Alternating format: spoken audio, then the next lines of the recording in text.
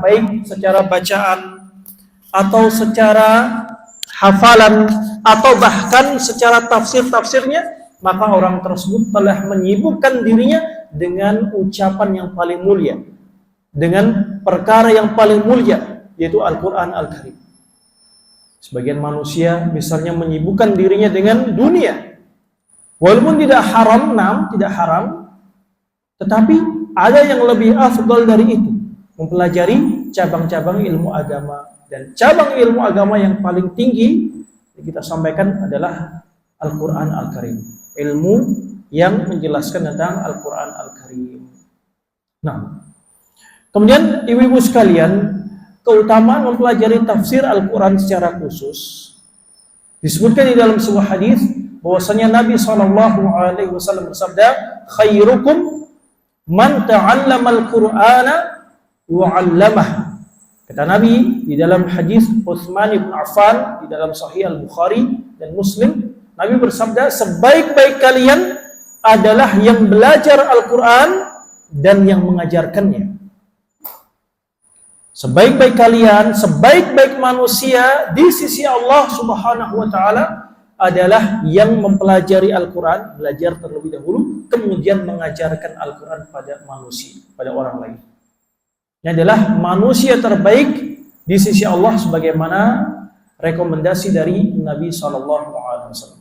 Mempelajari Al-Quran di sini, ibu sekalian, masuk di dalamnya mempelajari bacaan Al-Quran. Bagaimana cara membaca Al-Quran sebagaimana yang diturunkan oleh Allah Subhanahu wa taala dengan tajwid, dengan hukum-hukum tajwid. Kemudian juga masuk di dalam hadis ini, keutamaan hadis ini adalah orang yang mempelajari tafsirnya.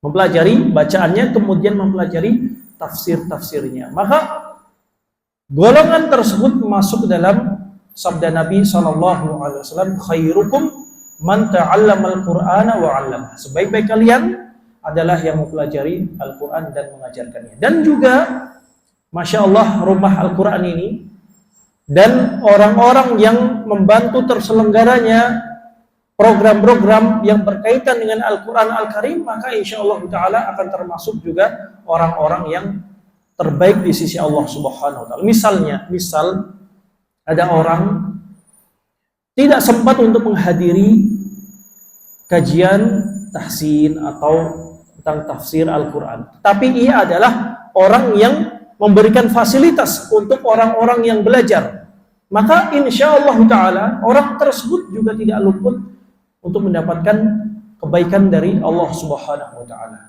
Jadi bukan hanya orang-orang yang belajar, tetapi orang-orang yang menyediakan wadah, memberikan tempat untuk belajar Al-Quran, maka mereka juga orang-orang yang paling baik di sisi Allah Subhanahu wa ta'ala.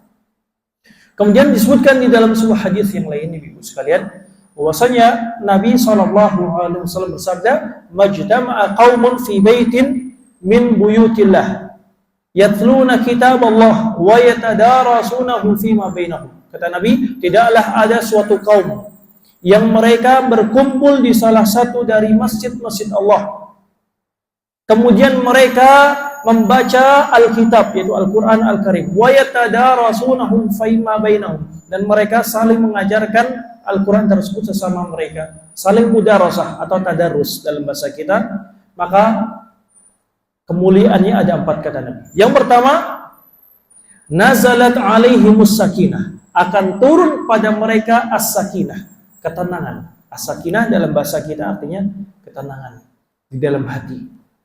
Kemudian yang kedua, wa ghasyiyatuhumur rahmah, Allah Subhanahu wa taala akan meliputi mereka dengan rahmatnya. Kemudian yang ketiga, wa haffathumul malaikah, para malaikat juga akan menaungi orang-orang yang sedang membaca dan mempelajari Al-Quran Al-Karim. Kemudian keutamaan yang keempat adalah wa dzakarahumullahu fi man 'indahu, Allah akan membanggakan dan memuji mereka, orang-orang yang belajar Al-Quran, di hadapan para malaikat-malaikat di sisi Allah. Bagi orang yang berkumpul di majelis ilmu, terlebih di masjid dalam rangka untuk membaca Al-Quran atau mempelajari Al-Quran sesama mereka, kemuliaannya. Yang pertama tadi apa ibu-ibu? Illa nazalat alaihimus sakinah. Akan turun pada mereka as-sakinah. As-sakinah tadi apa ibu? Ketenangan. Terkadang ibu-ibu sekalian, ketenangan ini bukan hanya terbatas dengan harta yang banyak. Terkadang boleh jadi ada manusia yang hartanya melimpah ruah, tetapi bersamaan dengan itu hatinya tidak ada ketenangan.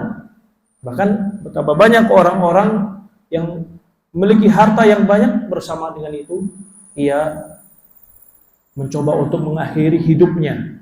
Itu tanda tidak ada ketenangan di dalam hatinya, tanda tidak ada as-sakinah di dalam hatinya. Dan ketenangan hanya bisa diperoleh oleh seorang hamba dengan berzikir pada Allah Subhanahu wa taala. Makanya dalam Al-Qur'an Allah berfirman, "Alladzina amanu wa tatma'innu qulubuhum bi dzikrillah." Ala bi dzikrillah tatma'innul qulub. Sesungguhnya orang-orang yang beriman, hati mereka menjadi tentram dengan mengingat Allah. Ketahuilah, hanya dengan mengingat Allah lah hati menjadi tenang, menjadi tentram. Kemudian yang kedua, bukan hanya mendapatkan as-sakinah, tetapi mereka juga mendapatkan rahmah, mendapatkan naungan dari para al-malaikah. Dan yang lebih dari itu, Allah Subhanahu wa taala memuji mereka di hadapan para al-malaikah. Bayangkan ibu-ibu sekalian, Allah Subhanahu wa taala memuji dan membanggakan orang-orang yang duduk di majelis ilmu yang di dalamnya dipelajari Al-Qur'an Al-Karim. Makanya terkadang ibu, saya pribadi, mungkin ibu-ibu juga merasakan, terkadang apabila majelis ilmunya berkaitan dengan Al-Quran, baik tahsin atau tafsir atau yang lainnya berkaitan dengan Al-Quran, maka terkadang saya atau mungkin bahkan ibu-ibu merasakan ada ketenangan di dalam hati, ada rasa tenang, rasa nyaman di dalam hati kita. Kenapa? Karena Nabi SAW sendiri yang menyampaikan akan turun as-sakinah, rahmah. Dan yang lebih dari itu, Allah Subhanahu wa taala memuji mereka di hadapan para al-malaikah. Nah, kemudian yang berikutnya ibu-ibu sekalian,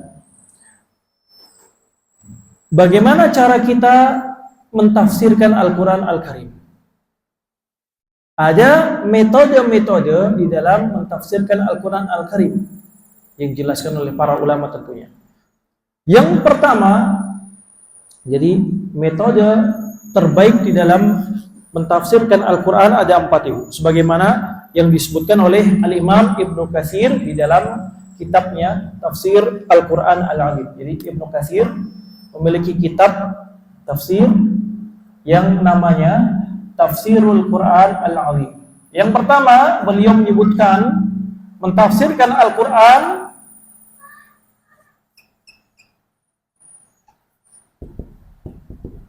bisa dibaca ibu,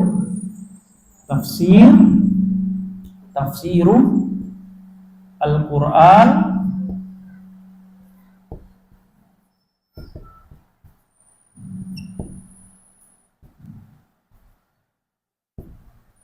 metode yang pertama apa ibu? Mentafsirkan Al-Quran dengan Al-Quran. Jadi metode yang paling bagus dan paling tepat untuk mentafsirkan Al-Quran adalah kita mentafsirkan Al-Quran dengan ayat-ayat Al-Quran pula. Kenapa? Karena Allah Subhanahu wa ta'ala yang menurunkan Al-Quran ini, dan Allah adalah yang paling mengetahui maksud dan tujuan dari ayat-ayat tersebut. Ketika Allah menurunkan Al-Quran, ayat-ayat Al-Quran, maka Allah sendirilah yang paling mengetahui maksud dari ayat-ayat tersebut. Makanya kita mentafsirkan ayat-ayat Al-Quran dengan ayat-ayat Al-Quran juga. Contohnya, firman Allah Subhanahu wa ta'ala di dalam Al-Quran, surat Al-Fatihah. Allah berfirman, ihdinas siratal mustaqim. Artinya apa ibu? Ya Allah, tunjukkanlah kami jalan yang lurus.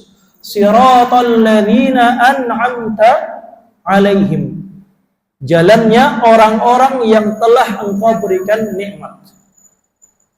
Siapa orang-orang yang telah Allah Subhanahu wa taala berikan nikmat?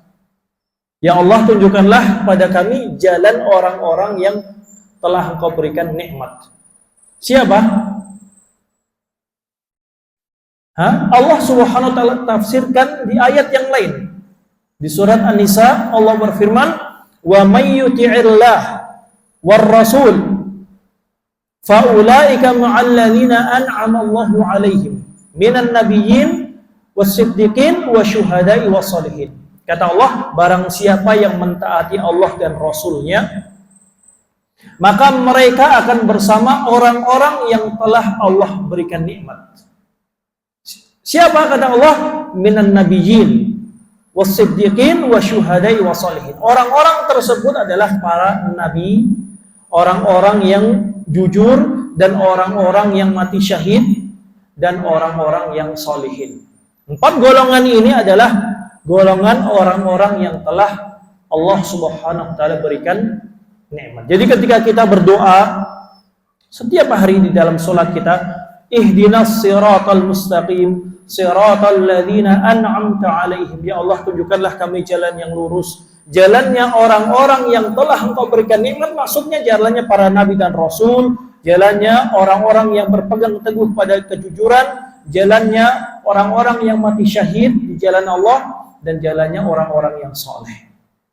Inilah tafsir. Kita mentafsirkan ayat dengan apa, Ibu?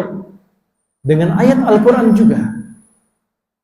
Nah, ini adalah contoh yang pertama. Contoh yang lain misalnya, Allah Subhanahu wa taala berfirman di dalam Al-Quran surat Yunus, "Ala inna awliya Allahi la khaufun 'alaihim wa la hum yahzanun." Kata Allah Subhanahu wa taala, sesungguhnya wali-wali Allah, kekasih-kekasih Allah, tidak ada kekhawatiran bagi mereka dan tidak pula mereka bersedih hati. Siapa wali-wali Allah? Siapa orang-orang yang menjadi wali-wali Allah? Tafsirnya apa, Ibu? Di ayat selanjutnya Allah berfirman di ayat selanjutnya, alladzina amanu wa kanu yattaqun, yaitu orang-orang yang beriman dan mereka senantiasa bertakwa pada Allah. Jadi orang yang beriman dan bertakwa, maka mereka adalah wali Allah. Jadi yang dimaksud dengan wali Allah Subhanahu wa taala adalah beriman dan bertakwa. Kita beriman dan kita bertakwa, maka kita insya Allah taala bagian dari wali-wali Allah. Ini adalah tafsir, mentafsirkan Al-Quran dengan ayat-ayat Al-Quran juga. Jadi sebagian manusia, ibu-ibu sekalian, mentafsirkan ayat-ayat Allah tidak dengan metode yang benar, bahkan dengan hawa nafsunya. Contohnya mentafsirkan ayat ini, sesungguhnya wali-wali Allah tidak ada kekhawatiran bagi mereka dan tidak pula mereka bersedih hati. Kata mereka apa? Oh, yang dimaksud dengan wali di sini adalah orang yang sudah sampai derajat ma'rifat atau derajat apa? Kedudukan tertentu dengan amal-amal soleh tertentu, misalnya dengan puasa 40 hari. Puasa mutih kalau dalam bahasa Jawa. Puasa mutih tahu Ibu? Puasa mutih itu kata mereka biasanya mereka melakukan. Jadi puasa seperti biasa, cuma ketika buka puasa, ketika maghrib, mereka hanya makan dan minum yang sifatnya atau warnanya putih, air putih atau nasi putih, tidak dengan lauk. Air putih juga hanya air putih saja, tidak dengan yang lainnya. Ini namanya puasa mutih kata mereka. Kalau sudah puasa mutih 40 hari, atau misalnya bersemedi di gua tertentu, di tempat tertentu, sembahyang di tempat tertentu, dah sebulan kemudian menjadi wali. Ini mentafsirkan Al-Quran tidak dengan metode yang benar, atau bahkan dengan hawa nafsu. Kata mereka juga, oh yang disebut dengan wali itu kalau sudah bisa terbang di atas air, atau yang disebut dengan wali itu kalau sudah sampai makom tertentu, derajat tertentu, sudah sampai derajat ma'rifat atau yang lainnya. Ini adalah mentafsirkan Al-Quran dengan hawa nafsu, tidak dengan metode yang benar. Jadi wali yang benar Sesuai tafsir Allah Subhanahu wa taala sendiri di dalam Al-Qur'an adalah siapa Ibu? Wali-wali Allah siapa Ibu? Alladzina amanu wa kanu yattaqun. Orang-orang yang beriman dan mereka bertakwa pada Allah Subhanahu wa taala. Nah. Kemudian contoh yang lain mentafsirkan Al-Qur'an dengan Al-Qur'an. Contohnya firman Allah Subhanahu wa taala, "Wa basyiris sabirin." Wa basyiri as-sabirin. Allah berfirman di surat Al-Baqarah, kabarkanlah kabar gembira bagi orang-orang yang bersabar. As-sabirin, orang-orang yang bersabar. Siapa itu orang-orang yang bersabar? Yang akan diberikan kabar gembira dari Allah Subhanahu wa taala di dunia sampai di akhirat. Siapa Ibu? Siapa orang yang bersabar? Allah sebutkan di ayat berikutnya. Alladzina idza asabathum musibatun qalu inna lillahi wa inna ilaihi raji'un. Orang-orang yang bersabar kata Allah adalah orang-orang yang apabila ditimpa musibah mereka mengucapkan inna lillahi wa inna ilaihi raji'un. Ini adalah orang-orang yang bersabar. Jadi Allah berfirman wa basyiris sabirin, kabarkanlah berita gembira bagi orang-orang yang bersabar. Tafsirnya adalah langsung di ayat berikutnya. Jadi ini adalah metode terbaik Ibu. Metode paling tepat dan terbaik untuk mentafsirkan Al-Quran Al-Karim. Yaitu dengan apa Ibu? Mentafsirkan Al-Quran dengan apa? Dengan ayat Al-Quran juga. Contoh lagi misalnya Allah Subhanahu wa taala berfirman,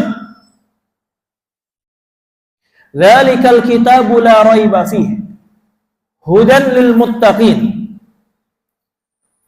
Allah Subhanahu wa taala berfirman di awal-awal Al-Qur'an surat Al-Baqarah, "Dzalikal kitabu la raiba fihi." Sesungguhnya kitab ini Al-Qur'an tidak ada keraguan di dalamnya.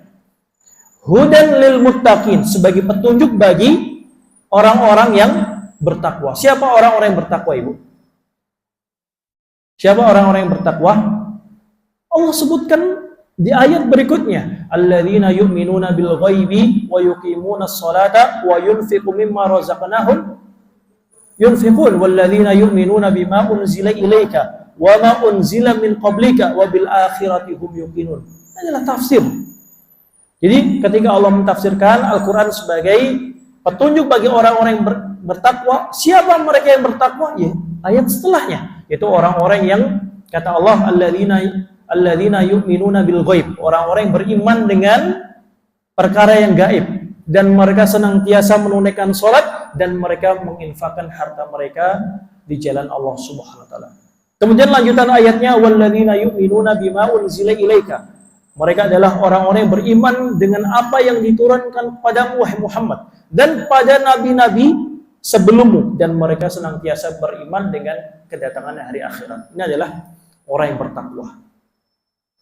Orang yang bertakwa. Jadi ini adalah metode mentafsirkan Al-Quran yang paling tepat. Ini adalah metode yang berapa Ibu?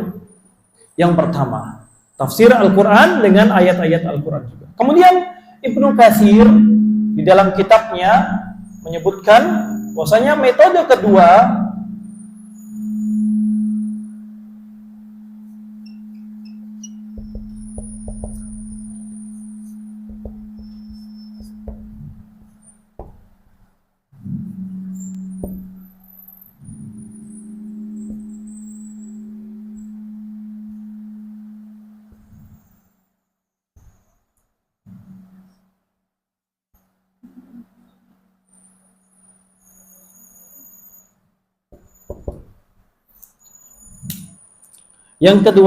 metode kedua apa Ibu?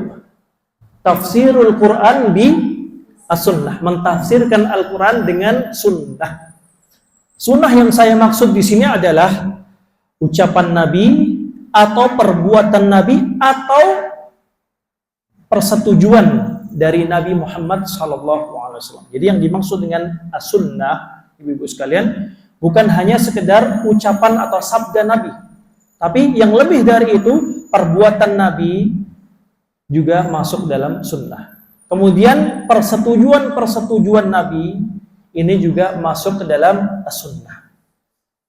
Jadi mentafsirkan Al-Quran dengan sunnah nabawiyah. Nah, contohnya apa Ibu? Allah Subhanahu wa taala berfirman di dalam Al-Qur'an, "Lilladzina ahsanul husna wa ziyadah." Di surat Yunus Allah berfirman, "Lilladzina ahsanul husna wa ziyadah." Bagi orang-orang yang berbuat ihsan, bagi orang-orang yang berbuat baik ada surga. Al-husna di sini di ayat ini artinya apa? Surga. Wa ziyadah. Apa itu ziyadah dalam bahasa Arab, Ibu? Ziyadah artinya apa? Tambahan. Ziyadah artinya tambahan. Jadi Allah berfirman, bagi orang-orang yang berbuat baik ada surga bagi mereka dan ada tambahannya, lebih dari kenikmatan surga. Nah, Nabi SAW mentafsirkan kata aziyadah, kata tambahan di sini dengan sabda beliau sallallahu alaihi wasallam, "Yukshaful hijabu fama u'tu syai'an ahabba ilaihim minan nadhari ila rabbihim."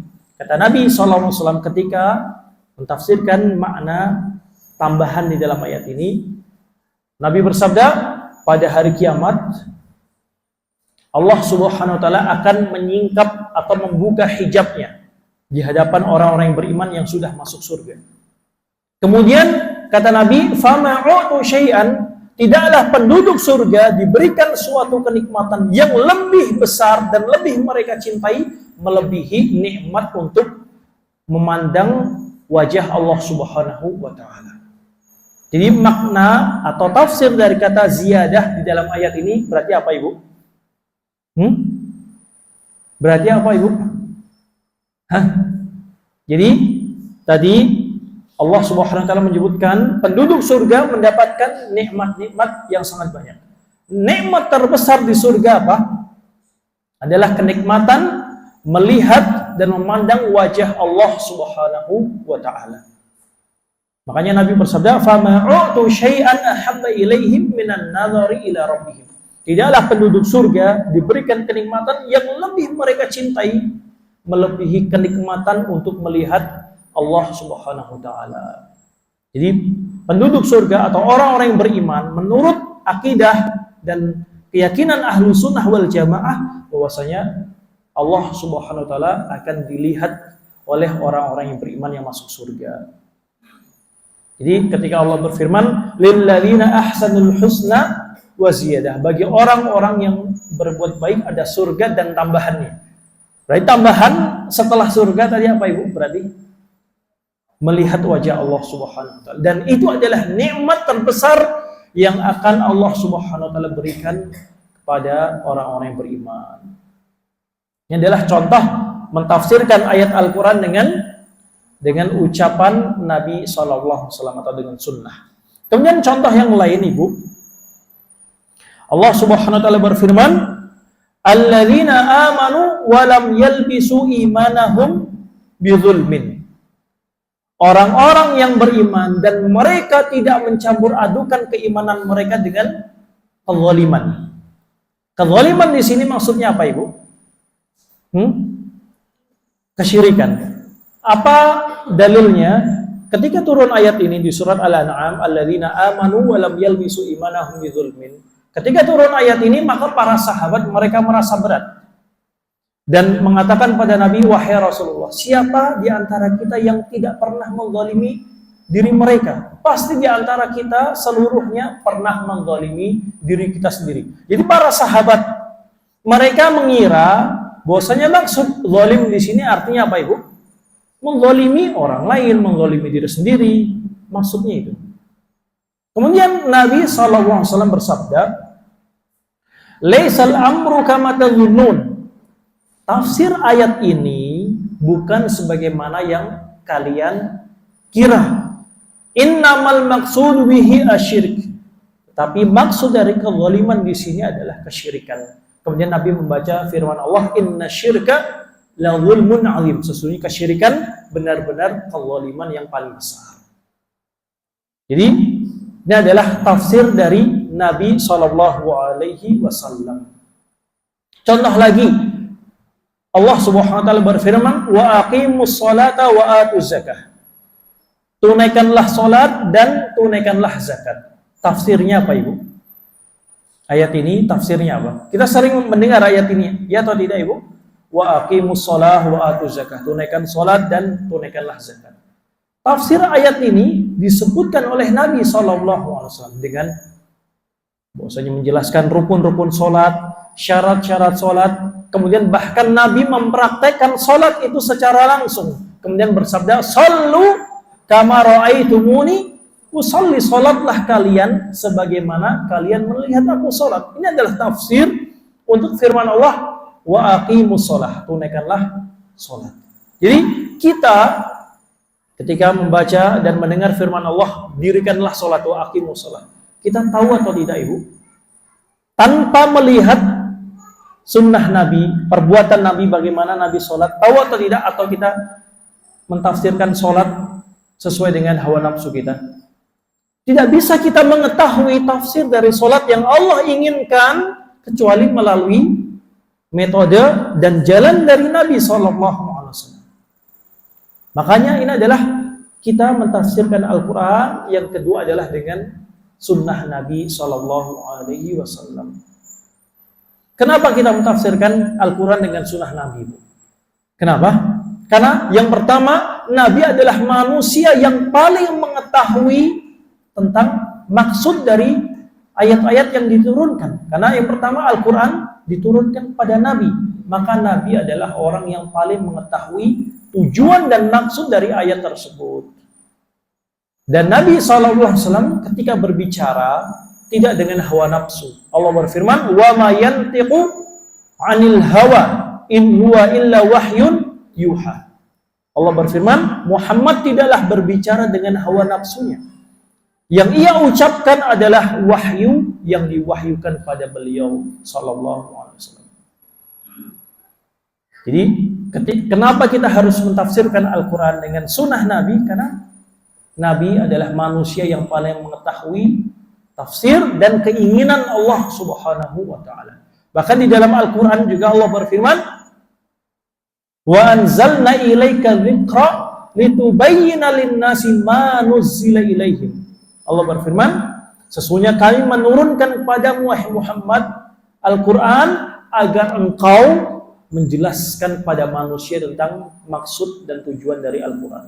Nabi Muhammad tugas utamanya adalah menjelaskan Al-Quran Al-Karim. Makanya kita harus mentafsirkan Al-Quran dengan sunnah Nabi SAW. Jadi saya sengaja sebelum masuk ke Al-Fatihah, jadi insya Allah ta'ala kita tafsirnya mulai dari mana Bu? Al-Fatihah, Al-Baqarah, atau Al-Fatihah kemudian surat-surat pendek? Kita mulai dari Al-Baqarah, insyaallah taala. Al-Fatihah, Al-Baqarah, dan insyaallah. Jadi sengaja saya ingin memulai mukaddimahnya dengan hal-hal seperti ini agar kita ke depan mentafsirkan Al-Quran dengan metode-metode yang benar, bukan dengan hawa nafsu atau dengan keinginan pribadi atau dicocokkan dengan keinginan kita atau tujuan hidup kita, tidak, tetapi dengan metode-metode yang sudah ditetapkan oleh para ulama. Nah, kemudian yang ketiga Ibu, mentafsirkan Al-Quran dengan apa? Ibnu Katsir mengatakan mentafsirkan Al-Quran dengan kalam sahabat. Tafsir.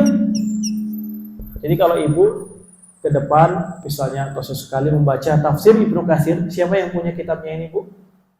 Tafsir Ibnu Katsir. Bisa dibuka di awal-awal tafsir Ibnu Katsir, beliau menyebutkan metode-metode di dalam tafsir Al-Quran Al-Karim. Tafsir Al-Quran bikalami sahabah. Tulisan saya, maaf jelek. Kalami sahabah. Mentafsirkan Al-Quran dengan ucapan para sahabat. Tafsirkan Al-Quran dengan ucapan para sahabat. Ini adalah metode ketiga untuk mentafsirkan Al-Quran Al-Karim. Makanya kitab-kitab terdahulu Ibu, misalnya kitab tafsir milik Al-Imam Ibnu Jarir At-Tabari atau kitab Ibnu Katsir, beliau ketika mentafsirkan Al-Quran Tidak dengan lisan beliau sendiri, tetapi dengan apa? Membawakan ayat Al-Quran, atau membawakan ucapan Nabi, atau membawakan ucapan para sahabat, para sahabat-sahabat Nabi.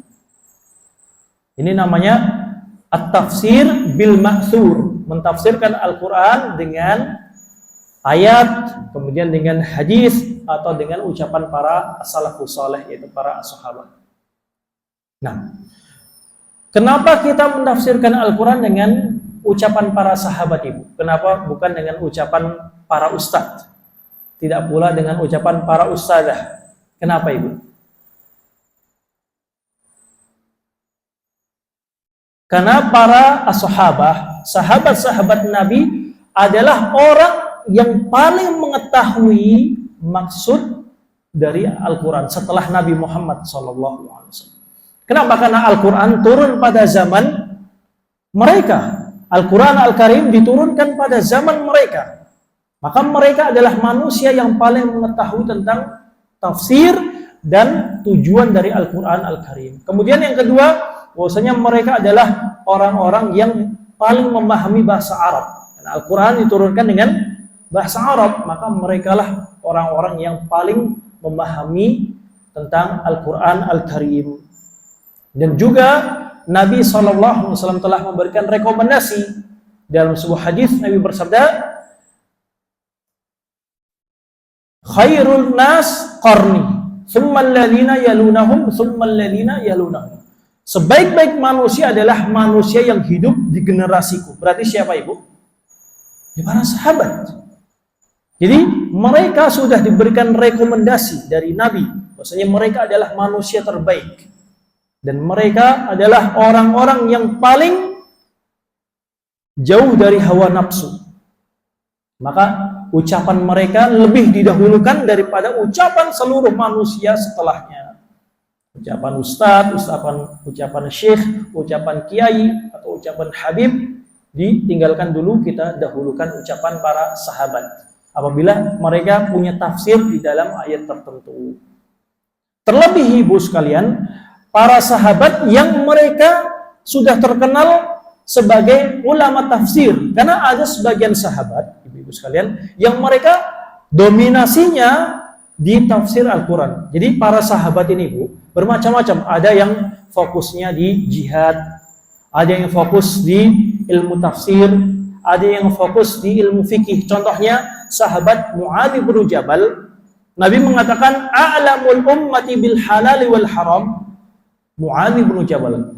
Manusia yang paling berilmu tentang halal dan haram, maksudnya tentang fikih Islam, adalah Mu'adz bin Jabal. Nah, di dalam cabang ilmu tafsir ada sahabat seperti Ali bin Abi Thalib.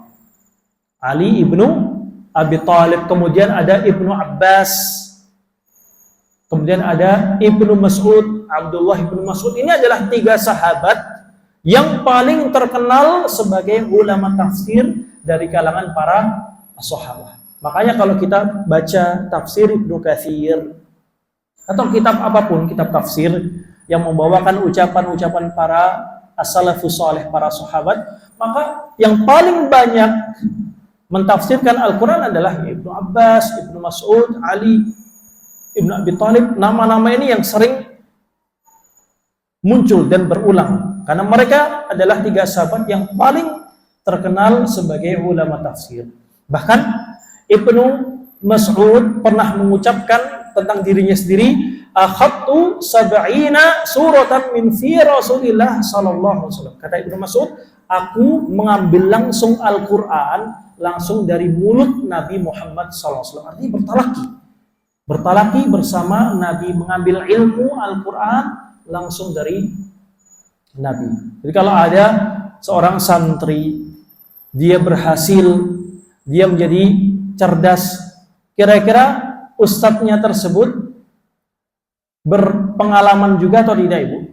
Memiliki kemampuan juga atau tidak? Iya. Bagaimana apabila yang menjadi ustadz adalah Nabi Muhammad, yang menjadi muallim atau pengajar adalah Nabi Muhammad? Bagaimana santri-santrinya? Maka mereka adalah orang-orang yang paling dekat pada kebenaran, pada tafsir Al-Quran. Jadi ini, Ibu, Kenapa kita harus mentafsirkan ayat-ayat Al-Quran dengan ucapan para as-sahabah.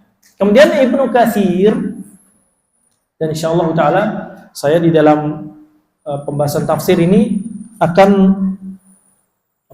banyak mengambil faedah-faedahnya dari tafsir Ibnu Katsir.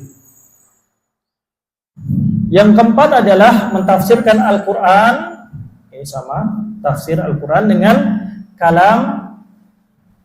bikalami tabi'in, bikalam at-tabi'in, bikalami at-tabi'in. Misalnya kita mendapati suatu ayat misalnya, kemudian tafsirnya belum ada di ayat-ayat yang lain, belum ada juga di sunnah Nabi, belum ada juga di ucapan-ucapan para sahabat. Maka apa yang harus kita lakukan, Ibu? Mentafsirkan dengan pandangan kita sendiri atau kita melihat dulu ucapan para tabi'in? Kita melihat dulu ucapan para tabi'in. Kenapa, Ibu? Karena para tabi'in, ulama-ulama tabi'in, mereka belajar langsung mulazamah atau talaqi ilmu dari para sahabat Nabi SAW. Contoh para sahabat, para tabi'in yang mereka terkenal di cabang ilmu tafsir, contohnya Mujahid, seorang tabi'in bernama Mujahid. Ada juga Qatadah. Makanya adalah ulama-ulama tafsir dari kalangan para tabi'in, generasi setelah generasinya para sahabat. Maka ucapan mereka lebih kita dahulukan daripada ucapan manusia-manusia setelahnya. Kalau ada misalnya tafsir dari Mujahid, seorang tabi'in, yang Mujahid ini adalah murid langsung dari Ibnu Abbas. Ibnu Abbas, seorang sahabat. Kemudian seorang ustadz atau bahkan seorang syekh mentafsirkan ayat Al-Quran dengan tafsir yang berbeda. Mana yang kita dahulukan, yang kita ambil? Ya tafsir para tabi'in, generasi terbaik di kalangan umat Islam. Karena ini adalah metode baku, Ibu. Jadi ini urutan-urutan ini adalah metode baku yang harus kita pegang ketika kita ingin mentafsirkan Al-Quran Al-Karim. Nah, kemudian yang terakhir Ibnu Katsir menjelaskan adalah metode yang kelima. Kalau misalnya suatu ayat tersebut tidak ada tafsirnya di Al-Quran, tidak ada pula di sunnah, tidak ada di ucapan para sahabat, tidak ada di ucapan para tabi'in, maka mentafsirkan Al-Quran dengan mengembalikannya pada bahasa Arab. Al-lughatu al-arabiyah.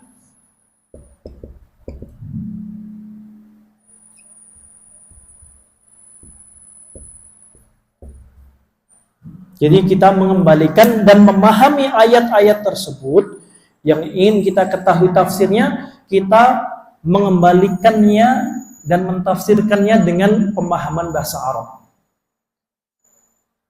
Jadi tidak mungkin misalnya ada seorang ustadz, dia tidak belajar bahasa Arab, ustadz tidak belajar bahasa Arab, baik dengan ucapan tidak bisa, atau membaca kitab juga tidak bisa. Kemudian dia datang di televisi atau di YouTube kemudian mentafsirkan ayat-ayat Al-Quran. Tidak mungkin. Maka bisa dipastikan tafsirnya keliru. Kenapa? Karena tafsir Al-Quran harus dipahami dengan kaidah-kaidah bahasa Arab.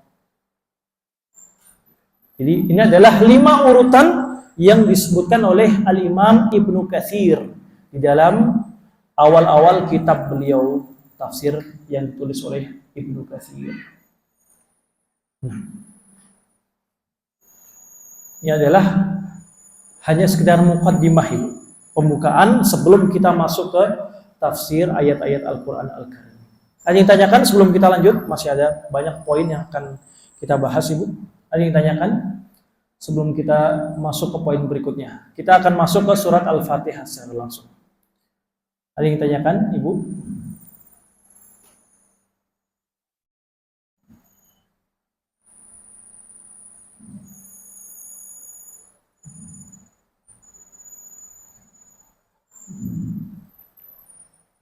Perlu diterjemahkan atau tidak? Ini. Jadi yang pertama tadi mentafsirkan Al-Quran dengan Al-Quran itu sendiri, dan sudah tadi sekitar 4 atau 5 ayat kita contohkan. Kemudian mentafsirkan Al-Quran dengan sunnah Nabi. Sunnah di sini maksudnya apa, Ibu? Yang pertama ucapan Nabi atau perbuatannya atau persetujuan Nabi. 3 poin ini, ucapan, perbuatan, dan persetujuan Nabi, ini masuk dalam sunnah. Kemudian mentafsirkan Al-Quran dengan ucapan para sahabat Nabi. Kemudian yang keempat, mentafsirkan Al-Quran dengan ucapan para tabi'in, yaitu orang-orang yang langsung belajar dari para sahabat tabi'in. Yang kelima adalah mentafsirkan Al-Quran dengan bahasa Arab. Artinya kita mengembalikan maksud ayat tersebut yang akan kita tafsirkan, kita kembalikan ke kaidah-kaidah bahasa Arab.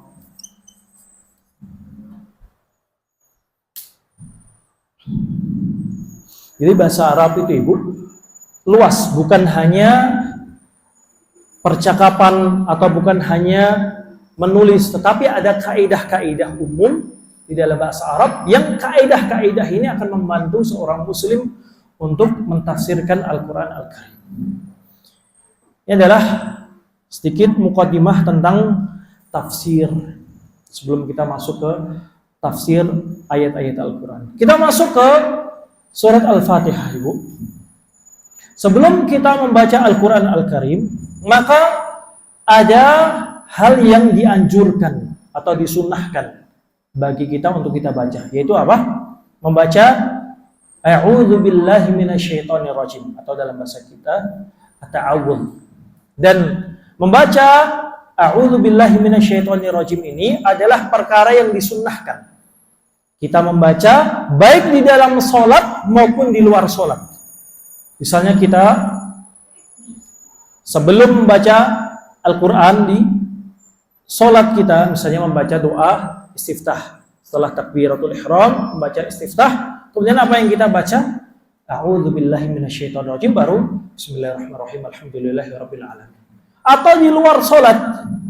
Di luar sholat kita ingin membaca Al-Quran, maka kita baca A'udzu billahi minasyaitonir rajim. Kenapa?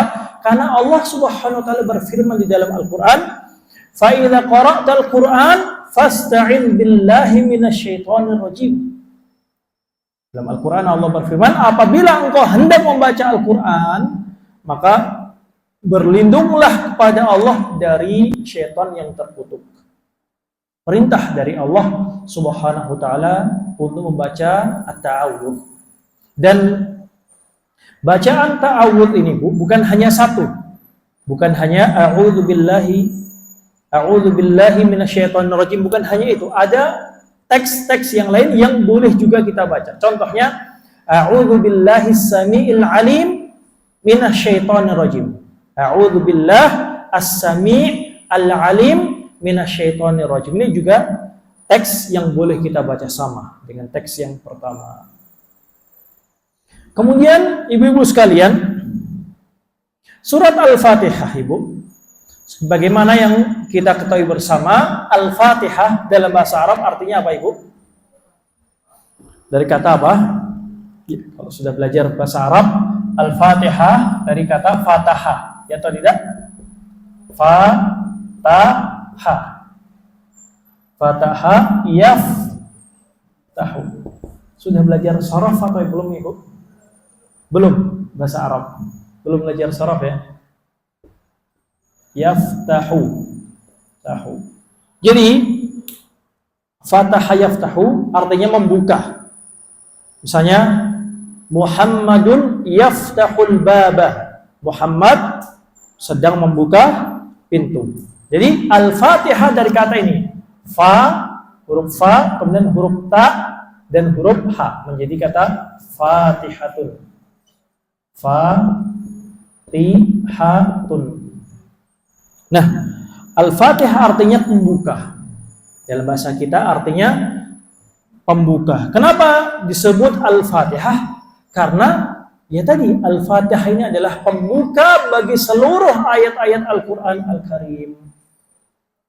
Surat Al-Fatihah adalah pembuka bagi seluruh ayat-ayat Al-Quran Al-Karim. Dan juga Al-Fatihah ini, Bu sekalian, adalah pembuka untuk sholat yang dikerjakan oleh setiap muslim dan muslimah.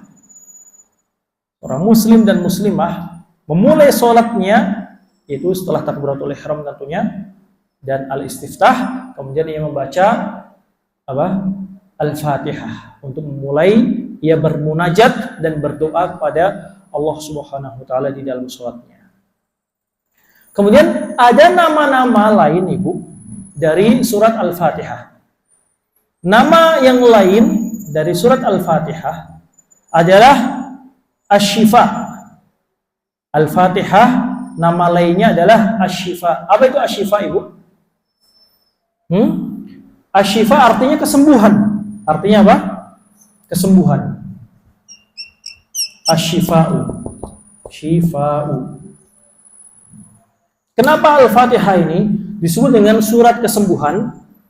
Karena disebutkan di dalam sebuah hadis Nabi SAW bersabda, Al-Fatihatu syifa'un min kulli sum. Nabi bersabda bahwasanya surat Al-Fatihah ini adalah syifa, kesembuhan bagi seluruh racun maupun penyakit. Racun maupun penyakit. Dan saya pribadi, Bu, terus terang pernah langsung merasakan efek dari Al-Fatihah. Dulu cerita sedikit boleh, Ibu?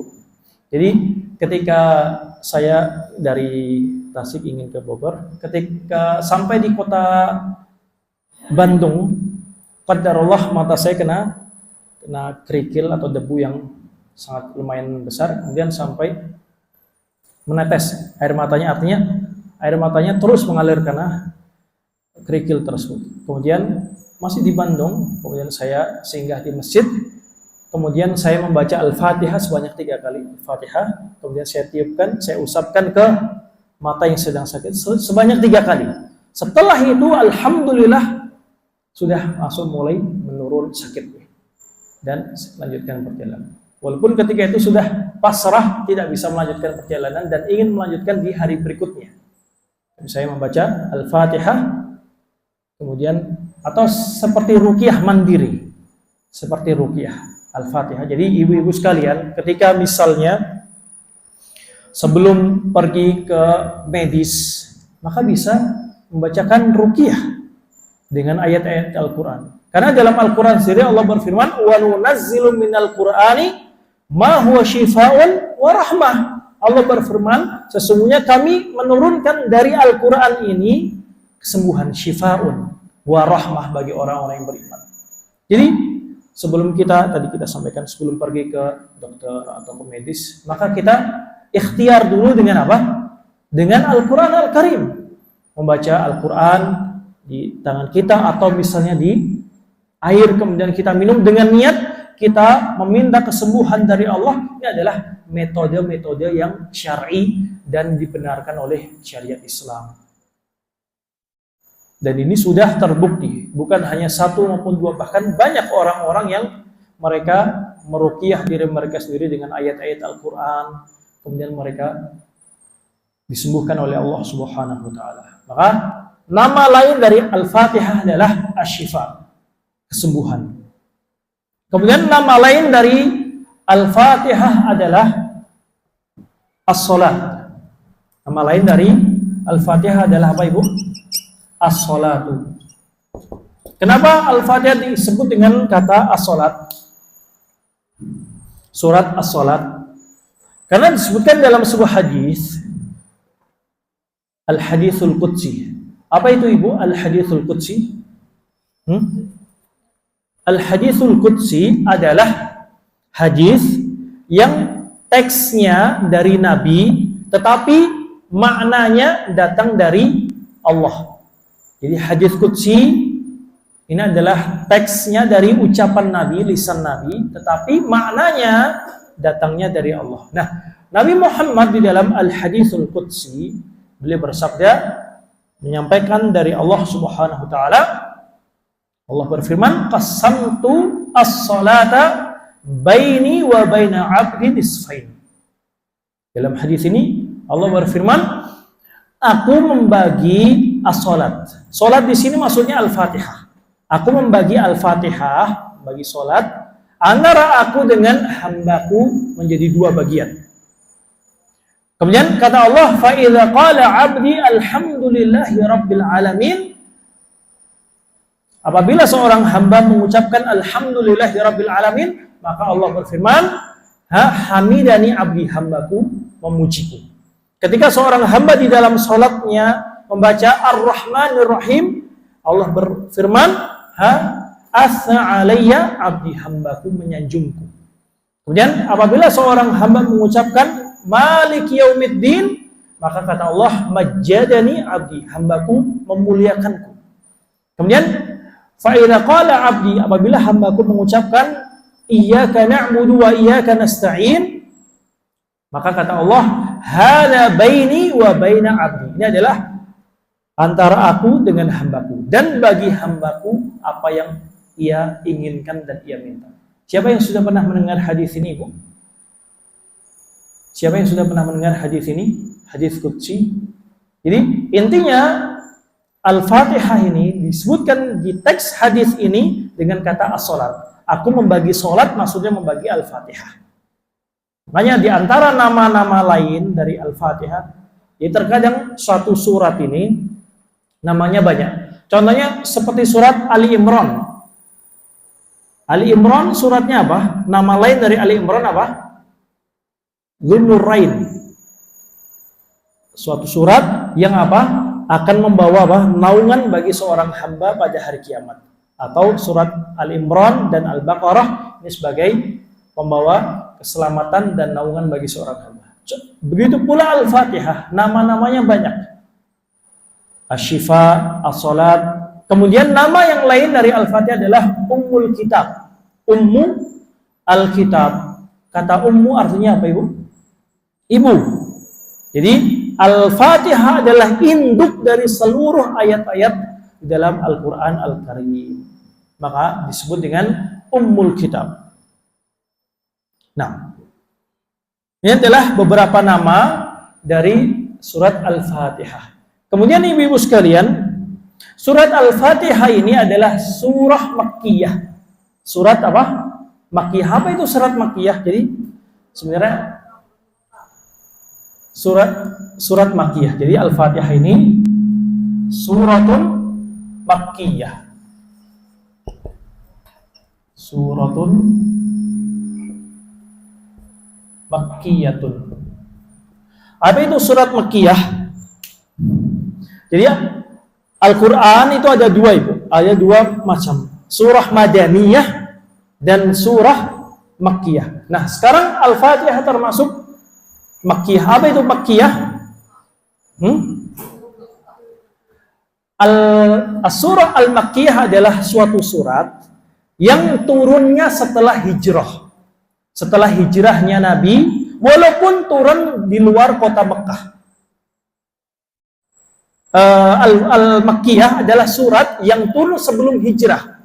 Al-Makkiyah adalah surat yang turunnya sebelum hijrahnya Nabi menuju Al-Madinah Al-Munawwarah. Sebaliknya, surah Madaniyah, surat Madaniyah adalah surat yang turunnya setelah hijrahnya Nabi SAW ke kota Madinah. Contoh surat Madaniyah apa, Ibu? Contohnya misalnya, siapa yang bisa menyebutkan, Ibu? Contoh surat di dalam Al-Quran dia Madaniyah, turunnya setelah hijrah. Contohnya apa? Surat Al-Baqarah. Surat Al-Baqarah.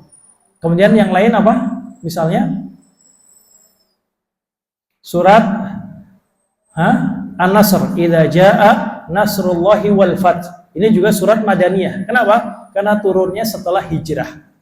Contoh lagi, surat Madaniyah apa, Ibu? Al-Falaq, Madaniyah.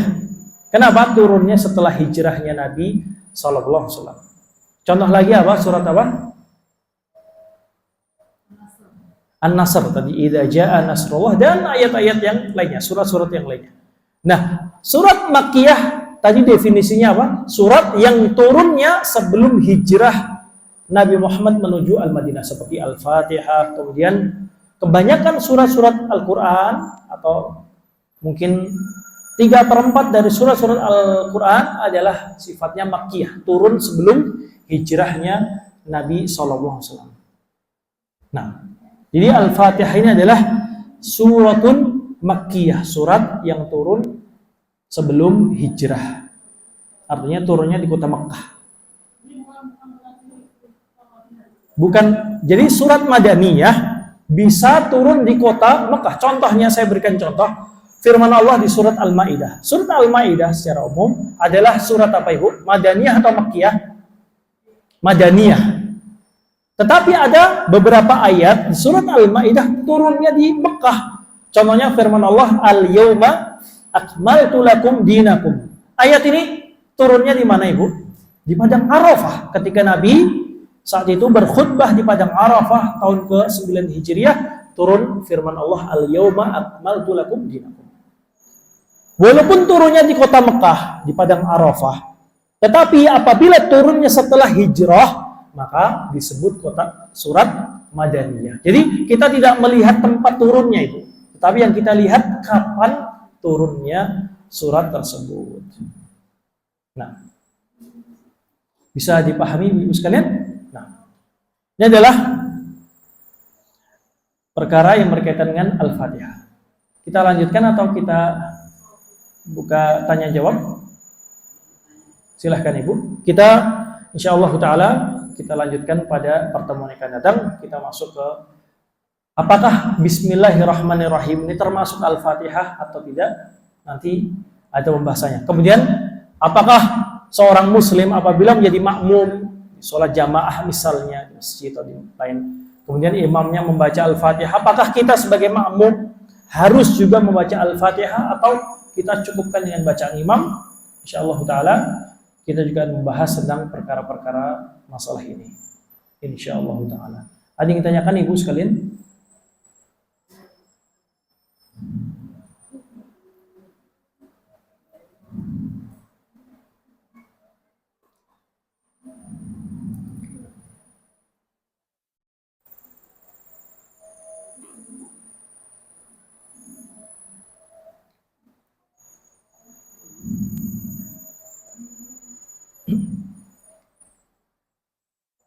Ada yang ditanyakan? Silakan.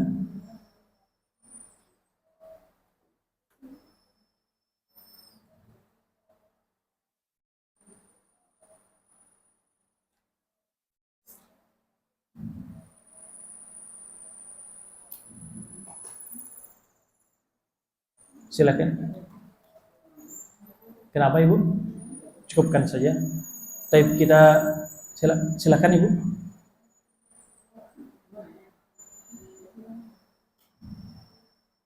Baik, kita cukupkan sampai di sini. Subhanakallahumma wa bihamdika asyhadu an la ilaha illa anta astaghfiruka wa atubu ilaik. Assalamualaikum warahmatullahi wabarakatuh.